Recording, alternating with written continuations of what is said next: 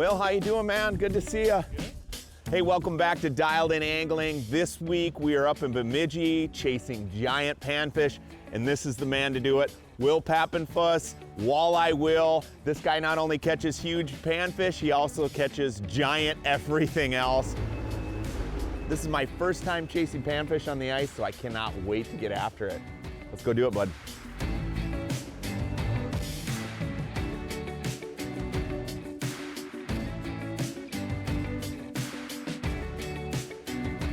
I couldn't be happier to be here. We actually have a really nice day. A little foggy, but really warm.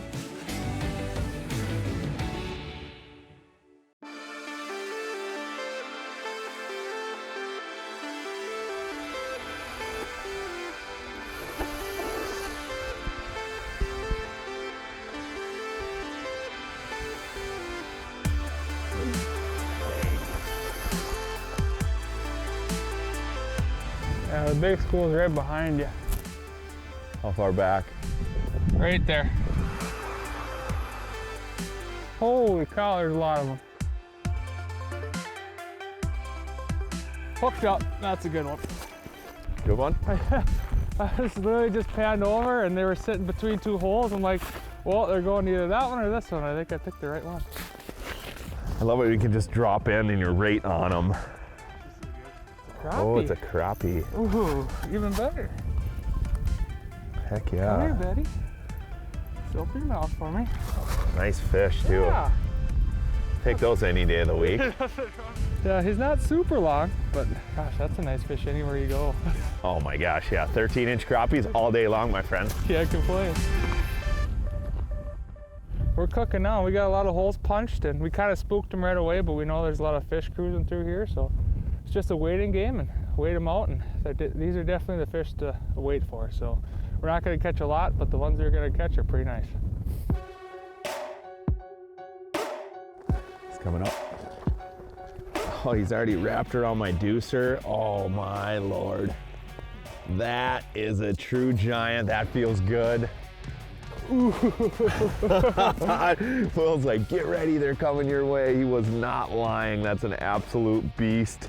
You know, I've been chasing walleyes pretty much for the last few episodes, and on my free time, I've only been walleye fishing. I've wanted to panfish so much this year, and man, it feels so good to scratch that itch. Look at the size of that giant. Chasing panfish like that just seems like an absolute blast on a day like today. Yeah, we timed it absolutely perfect, I think, this week. So hopefully we might see some bigger than that. We might not, but that is a heck of a start. That's a beautiful fish. I'm gonna get it back in, Will. Legit 10, dude. That is a great start.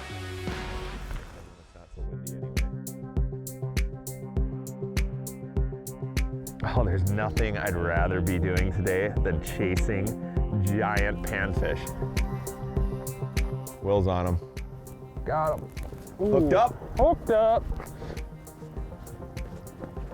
Wind's in my face and I couldn't see it, but I saw the hook set, that's for sure. I don't think he's a giant, but. Looks like a good fish. Yeah. It's so cool down there when there's just perch everywhere, and then when those fish come in, yeah, they just clear out. I love it. They ain't messing around today either. I know. You gotta love it when they bite like that on a day like today. Hey, you're gonna wanna stay tuned, because when we come back, we are in pursuit of giant gills, and we are on them.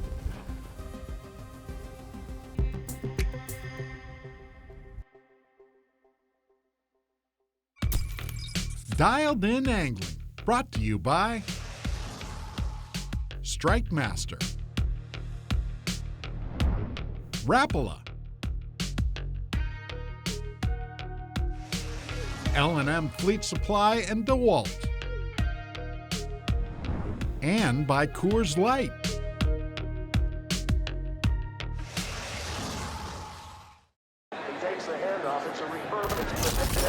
When you can't rely on technology, you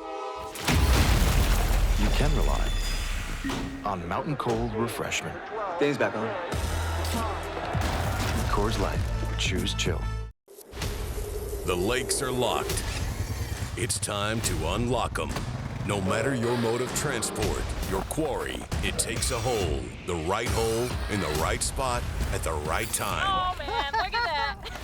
You need dependable, abundant power to match your motivation. Yeah, baby! The elements are hard enough. Don't fight it. Arm yourself with the cutting edge of the cutting edge. Arm yourself with Strike Master. When it's time to eat, the VMC Rattling Roach Spoon calls them in. The spoon's design entices fish by combining its intense fluttering action with an exposed rattle chamber for maximum vibration. The Rattling Roach Spoon comes in 16 different colors, including UV bright and ultra glow options. Every spoon includes a marabou teaser tail, which conceals a tack-sharp VMC treble hook. Call the fish to you with the Rattling Roach Spoon. See it all at vmchooks.com. It's that time again, anglers. Winter is here, and L&M Fleet Supply is ready to make this your best season ever. Head on into your favorite Northland location and browse our extensive collection of DeWalt tools and accessories, all guaranteed tough. Cut through the thickest ice with DeWalt's 20-volt cordless hammer drill. Brighten up your setup with the DeWalt handheld portable LED light. And stay entertained with the DeWalt Bluetooth speaker, weather-resistant, rugged, and ready for any adventure. Find guaranteed tough DeWalt quality products at L&M Fleet Supply. Quality at a discount. When you can't rely on technology, you can rely on Mountain Cold Refreshment. Dave's back on. Coors Light. Choose chill.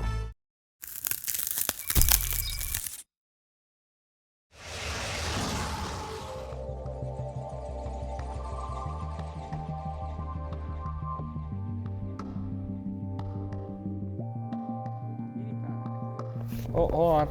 They coming this way? There's a bigger school over here.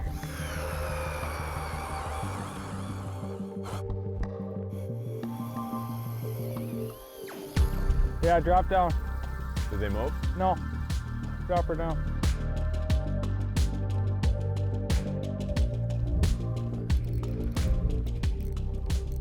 There we go, Will. Welcome back to Dialed In Angling.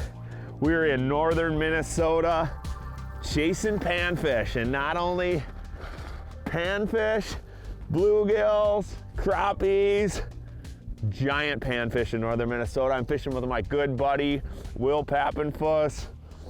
Man, this is fun today. Little cat and mouse in a shallow water basin. You know, that's the thing. I don't mind drilling holes and searching for fish and putting in the work when we're catching quality fish like this, man. You know, the wind's picked up a little bit, but it's pretty darn nice out here. And oh, it's just funny how, like, you get in front of some schools and they're super interested, they don't move. In other schools, like, it's like you walk on top of them and they're gone, you know? So it's just that game of cat and mouse, but man, what a blast. Yeah, you can't beat wearing a sweatshirt and a ball cap in December. Absolutely, man. All right, well, let's get a few more. Yeah, heck yeah. Tell me where to drill, man. I'm your guy. I will drill holes for you all day long, buddy.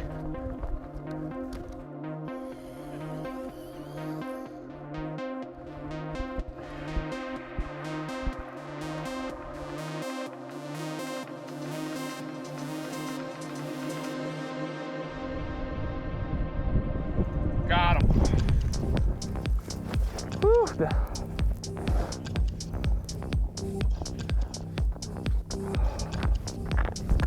And Will, playing cat and mouse with these schools as they're moving around this basin. What? Not a bad fish. Oh. You know, it's funny how that school just keeps moving around this shallow basin.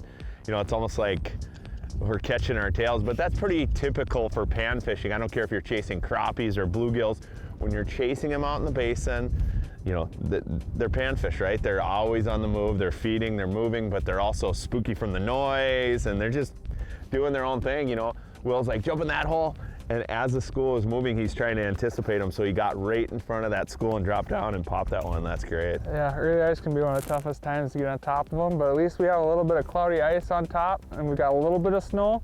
But it's still been a lot of work, but we're getting on them. So. Hey, we're getting them. I don't care. Hey, I don't mind doing a little work if we're catching big bluegills, man. Exactly.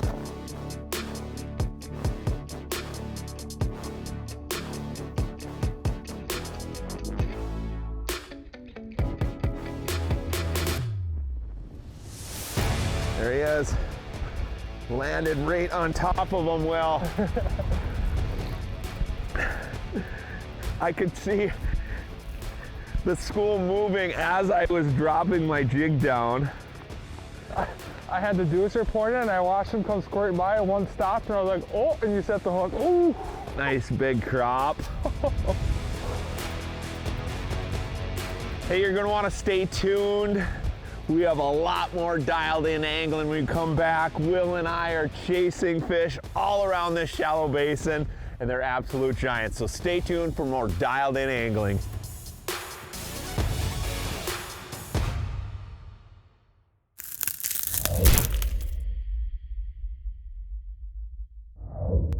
All right, so Tony's mentioned the word basin a couple times today. What is a basin and how can you fish a basin to have success like the boys are doing today? Well, that's what we're gonna break down. This is a map of a lake in northern Minnesota. This is a no-name lake, and this is not the lake that they're fishing, but it serves a purpose today to explain how they found the fish. A lot of shallow water here throughout the lake, and this right here, this is a basin. This is a deep water. This is where the fish are schooled up. Basins are typically gonna be soft, muddy bottom, full of invertebrates, insects, and bugs. That's what the panfish, the crappies and sunnies are schooled up, chasing around through the winter months. Now, Tony and Will are using both forward-facing and 2D sonar to find and catch the fish. Will is scanning around looking for the fish. Then he says, Tony, they're 30 feet that way. He drills a hole, and then they're on top of them. You don't need forward-facing sonar to catch fish in a basin. Just need to drill a few extra holes. Drill the holes. Once you find fish, I like to drill out a big area knowing that the fish are definitely going to be cruising. Now, once it quiets down, they typically are going to come back because they were there for a reason to begin with, and then you can quietly move from hole to hole to catch them.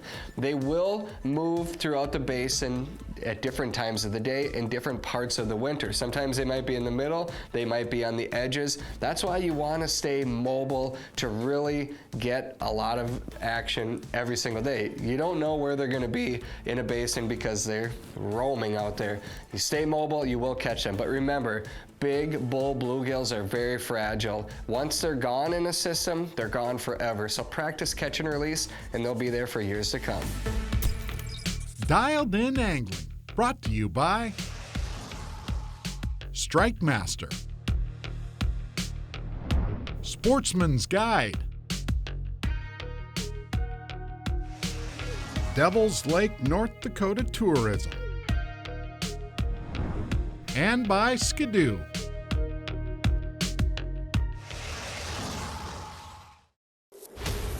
The lakes are locked. It's time to unlock them. No matter your mode of transport, your quarry, it takes a hole, the right hole, in the right spot, at the right time. Oh man, look at that. You need dependable, abundant power to match your motivation. Yeah, baby! The elements are hard enough. Don't fight it. Arm yourself with the cutting edge of the cutting edge. Arm yourself with Strike Master. More than 50 years ago, right here in Minnesota, Sportsman's Guide made a commitment to work hard and treat customers fairly while outfitting them for outdoor success. Today, Sportsman's Guide continues to grow, selling the world's top outdoor brands at the very best prices, and they ship right to your front door. They also support America's veterans, shooting sports, women in the outdoors, and your favorite conservation organizations. For all of your outdoor needs, trust Sportsman's Guide. I got to grow up sitting in a boat or going out on the ice since I was big enough to put my own boots on. And every year, me and my dad were planning a trip. We're going somewhere fishing, but Devil's Lake's one that we haven't got to go to yet. And I'm so happy that we got to do this because this is one of the best fisheries that I've been on, and that says a lot. You know, I can't say enough about it. It was a great experience. Plan your next adventure at devilslakend.com.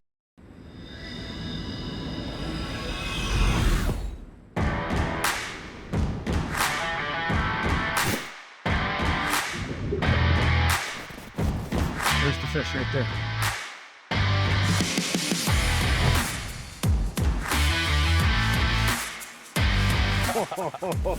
That's a showstopper there, man. Oh, buddy.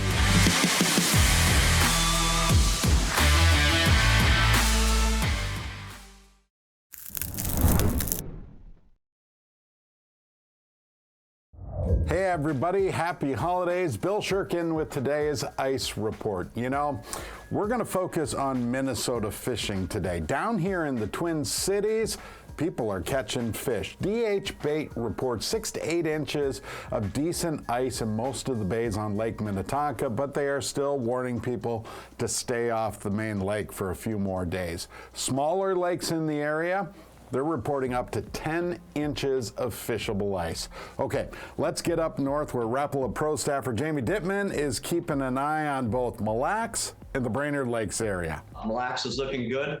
They got 9 inches of ice out of Red Door. They're open to ATV traffic now, snowmobiles, walking. There's been a decent walleye bite on the shoreline break. Around Brainerd, gull just locked up, but the smaller lakes are good. 25, 35 feet of water. The crappies have been going really good. Merry Christmas to you, Jamie.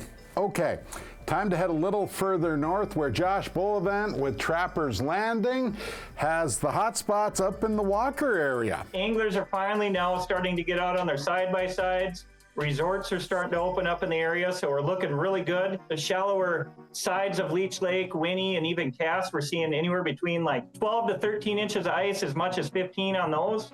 But use caution because Walker Bay, some of the deeper water and some of those deeper lakes that just froze this week only have 3 to 5 inches. The best bite in the area right now just was up on Lake Winnie. That seems to be the best walleye bite during the day for both the perch and the walleyes. Thanks, Josh. Now we head to the Canadian border where Brian Beefsather has a smile on his face. You've got good ice and good fishing up there. It's almost Christmas, so that means red hat goes away. Oh boy.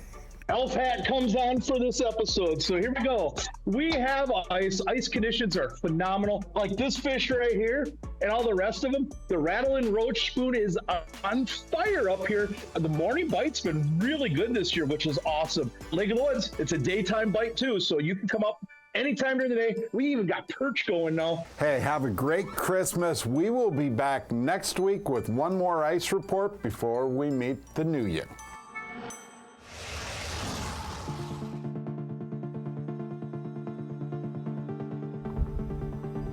Got it. I got it, Tony. Nice. I didn't miss this time. I like this school here because they're not moving as much. Yeah. Those are my favorite kind. I like the ones where you don't have to work as hard. Well, it seems like when you drill and then you go back and they're already gone. These have been hanging here from 20 feet out to about 60 feet. Tony. Oh, toad. Absolutely. Look at that. It's about the size of that first one I got. That's another 10-incher. Yeah, that's a chunky one. That is. He's wide. Now, those are rare fish, man.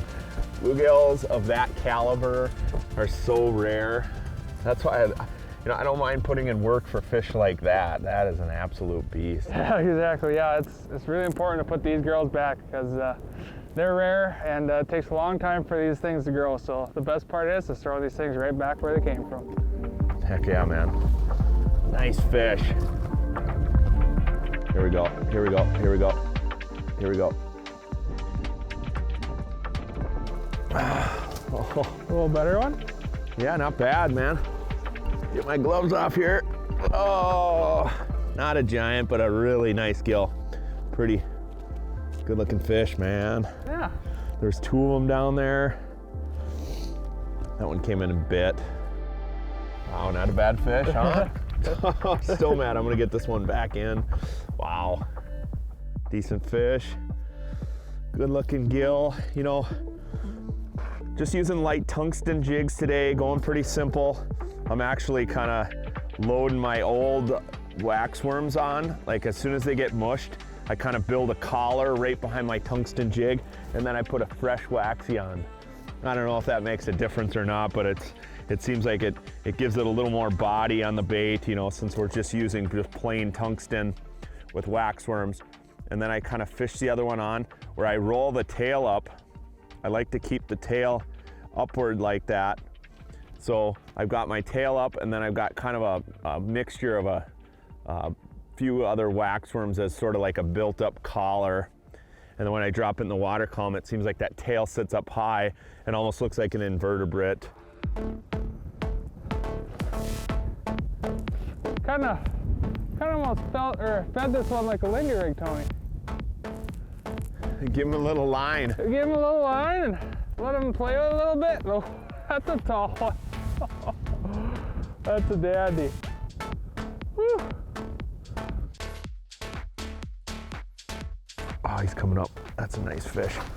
Nice gill. That's a dandy. Look at how orange that sucker is. That's a dandy. Another big one. That's a dandy. Oh, man. Oh, I feel like a little kid catching these things. It's like hunting for fish. You know, we're tracking them down. Like I said, we've got a massive grid system of holes, and we're just kind of moving around within the realm of our holes to see where these fish are sliding back into that grid system. You know, we kind of got towards the end of them there, and we were catching crappies with some gills mixed in, and then we worked our way back towards the sleds again, and boom, these fish have just kind of moved back in the corner of this basin here. You can't complain about the average size that we're catching today of gills and crappies. Wow. It's been good. Yes, it has. Dialed In Angling, brought to you by Onyx Fish, Markham Technologies, iFish Pro Tip Up, Heat Hog, and by Otter Outdoors.